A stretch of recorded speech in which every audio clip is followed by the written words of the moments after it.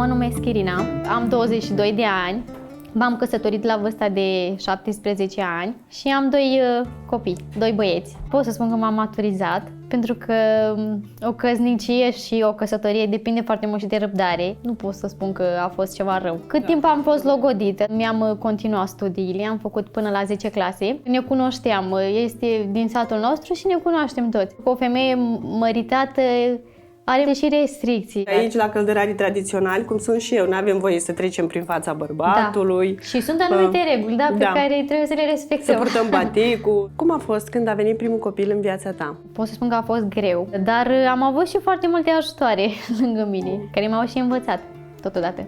Cu al doilea copil, ți-a fost de folos faptul că echipa comunitară a venit la tine și te-a sprijinit cu îngrijirea nou-născutului? Da, mi-a fost de foarte mare ajutor lucrul ăsta. Dacă n-ai fi fost căsătorită, ce ți-ai fi dorit să ajungi? Eu îmi doream de foarte mult să fiu avocată. Wow, super! Da, e un vis departe.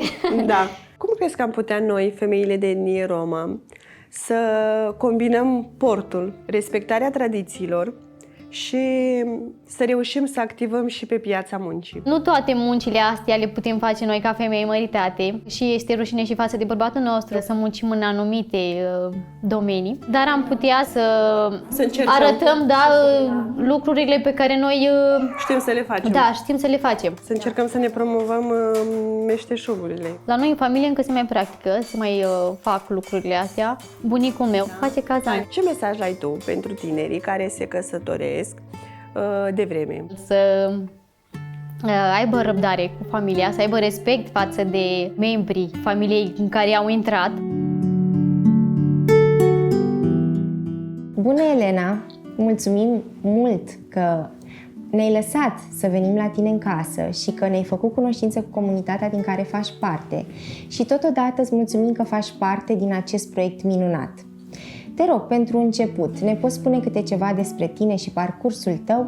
Parcursul meu ca mediator a început în momentul în care am cunoscut echipa sa Stipen, echipa care m-a și format și m-a ajutat să mă și angajez. A fost greu pentru mine, fiind o fată tradițională, să reușesc să urmez niște cursuri de formare, să pot să plec de acasă, să mă duc la cursuri, să dau examen, să obțin un calificativ bun pentru a trece și să reușesc ulterior să mă angajez. A fost greu, dar acum este frumos, pentru că am un serviciu, lucrez și am o stabilitate. Cum privești tu căsătorile timpurii din punct de vedere psihoemoțional, dar și al dezvoltării corpului uman, fiind mediator sanitar și promovând sănătatea? Fetele devin mult mai mature, își schimbă mentalitatea, are și corpul lor de suferit, pentru că după primul copil, automat, o să vină și al doilea. Hai să povestim puțin despre tradiții. Deși lucrez, mi-am respectat tot timpul tradițiile și când făceam cursurile de formare, trebuia să avem un port tradițional.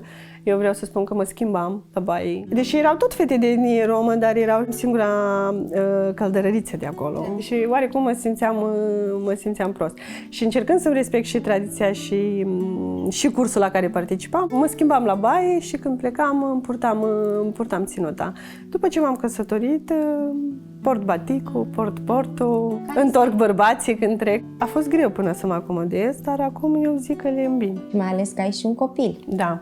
După ce a venit copilul, minunată, a venit o altă etapă în care trebuia să îmbin și copilul și rolul de mamă, cu rolul de fată de etnie și cu rolul și de doamnă la birou. Cum vezi tu schimbarea pe care o putem face în rândul tinerelor de etnie romă cu privire la căsătorile timpurii? Doar să facem activități de educație și de conștientizare a părinților, în primul rând, practic îi limitează la doar câteva activități în viață. Ce vis ai tu pentru fata ta?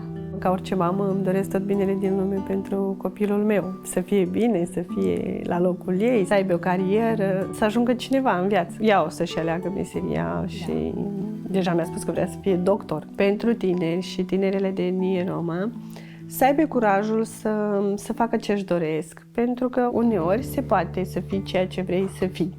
Nu să te limitezi la anumite tradiții doar și să rămâi acolo. Poți să respecti și tradiția și poți să-ți urmezi și visul de a face ceea ce vrei. Romale me canto maresciamente già anche a scuola, haide arăsăn varios ani pe viața.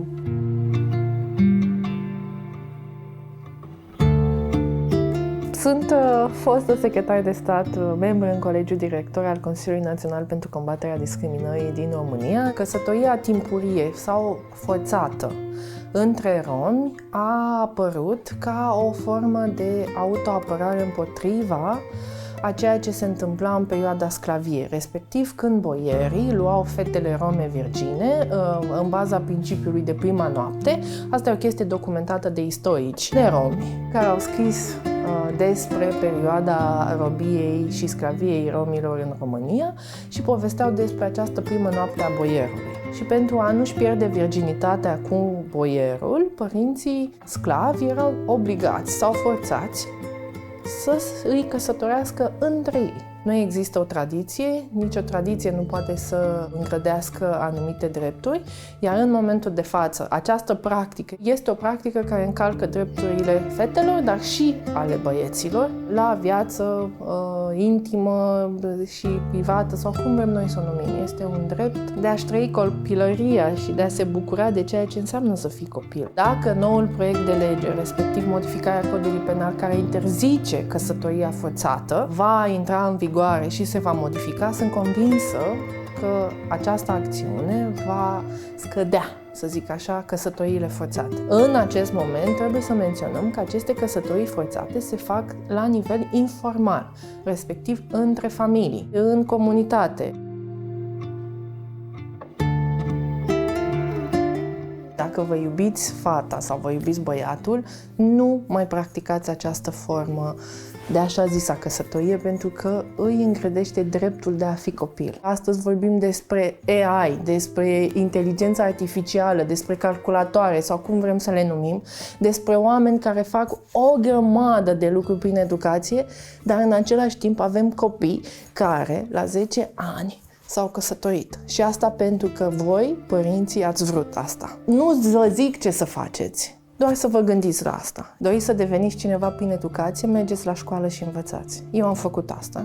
Eu am reușit prin educație în viață. Vin și eu dintr-o familie săracă care a crezut în educație și a crezut că dacă mă trimite la școală o să ajung bine. Și am ajuns bine. Pentru că am învățat și pentru că am luptat pentru visul meu. Vă doresc să faceți și voi asta și vă garantez că veți obține beneficii mai mari decât le aveți acum.